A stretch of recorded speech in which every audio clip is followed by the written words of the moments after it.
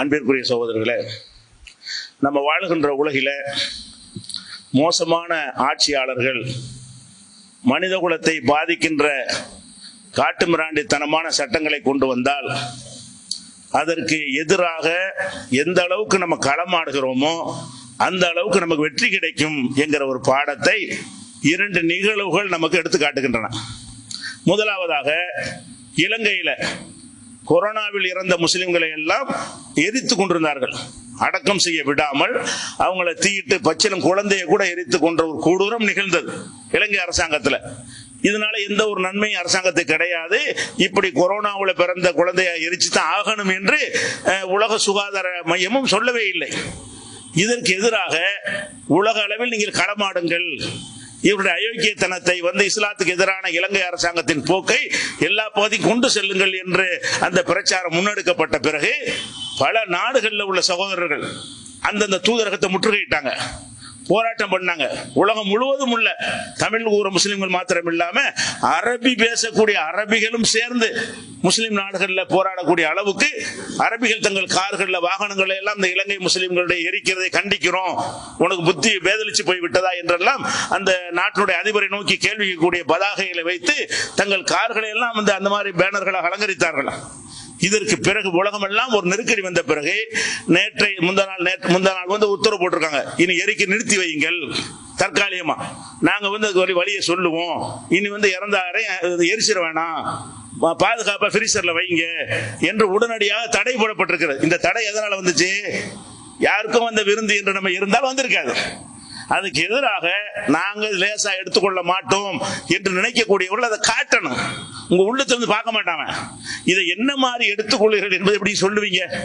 இது நம்ம பெரிய பாதிப்பு. நம்ம குழந்தைகளை, நம்ம பிள்ளைகளை, நம்ம தாய் தந்தை எரிச்சாங்கன்னா எவ்வளவு பெரிய பாதிப்பு. அந்த பாதிப்பை தெரிய வைக்கணும்ல. சும்மா சாதாரண விஷயமா அவர்கள் எடுத்துக்கொள்வார்கள்.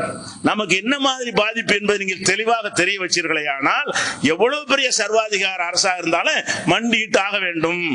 எல்லோரையும் பகைத்து கொண்டவர்கள் வாழ முடியாது, ஆள முடியாது என்பதற்கு இந்த ஒரு நிகழ்வு எடுத்துக்காட்டாக இருக்கிறது. அதே மாதிரி நம்ம நாட்டில் இந்த விவசாயிகள் போராட்டம் பண்றாங்க. அவங்க அந்த சட்டம் தப்புன்னு சொல்லி சும்மா வீட்டில் உட்கார்ந்து இருந்தாங்கன்னு வைங்க, அது இவ்வளவு பெரிய ஒரு வெற்றியை ஈர்ப்பை தந்திருக்காது. இப்ப என்ன நடக்கிறது? 20 நாள் அவங்க போராடி கொண்டிருக்கிறார்கள். கோடிக்கணக்கில், உலக வரலாற்றில் கோடிக்கணக்கான மக்கள், கோடிக்கு மேற்பட்டவர்கள் நடத்தின போராட்டம் இது ஒண்ணுதான் என்று சொல்லுகிற அளவுக்கு பிரம்மாண்டமான போராட்டம். இப்ப மாடுகளை கொண்டாந்து இறக்கிட்டாங்க, லட்சக்கணக்கான மாடுகளை கொண்டாந்து இறக்கி மாட்டை துப்பாக்கி நடத்தி பார்ப்போம் மாதாவோட உனக்கு என்று சேலஞ்சு பண்ற மாதிரி மாட்டை கொண்டாந்து இறக்கி விட்டாங்க. இதுக்கு பிறகு நீதிமன்றத்துக்கு போறாங்க. இதை தடுக்க வேண்டும், மக்களுக்கு கஷ்டமா இருக்கிறது, போக்குவரத்து இல்லைன்னு சொல்லி பல காரணங்கள்லாம் சொல்லி இருக்கத்தான் செய்கிறது. போராட்டம் பண்ண சாலையை மறிச்சாங்கன்னு சொன்னா வாகனம் போவாது, வண்டி போவாது, எதுவும் போவாது, எல்லாம் கஷ்டம்தான். இதெல்லாம் சொல்லி நீதிமன்றத்தில் கேட்கும் போது தலைமை நீதிபதி சொல்றாரு, என்ன சொல்றாரு? போடுறாரு உரிமை. எதனால சொல்றாரு? 50 பேர் இருந்தா சொல்லிருப்பாரா? 100 பேர் இருந்தா இதுக்கு சொல்லி இருக்கிறாரா? 50 பேர் 100 பேருக்கு சொல்ல மாட்டாங்க. இப்ப நீ உத்தரவு போட்டான் கேட்பானாவ நீதிமன்றத்துக்கு ஒண்ணுமில்லாம போயிடணும். நீதிபதி என்ன செய்யறாரு?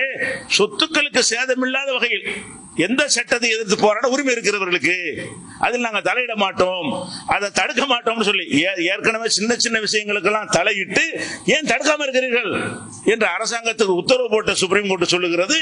இது அவங்க உரிமைங்கிறதுக்காக செஞ்சான், நீங்க திரண்டதுக்காக செஞ்சான். உரிமைங்கிற நீங்க தான் தெரியுமா?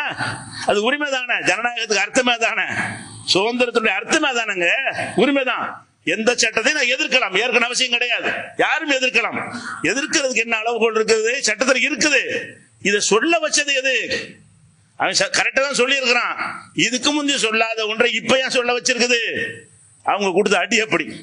அதே மாதிரி சிஏஏ செய்யும்போது இதே மாதிரி நம்ம முஸ்லிம்கள் திரண்டு போராடினதுனால ஒரு ஜான் நகரமாட்டம் பின்வாங்கினார்களா இல்லையா? எந்த ஒரு பிரச்சனை வந்தாலும் ஏனோ தானோன்னு இருந்தால் உங்களுக்கு எந்த நன்மையும் கிடைக்காது.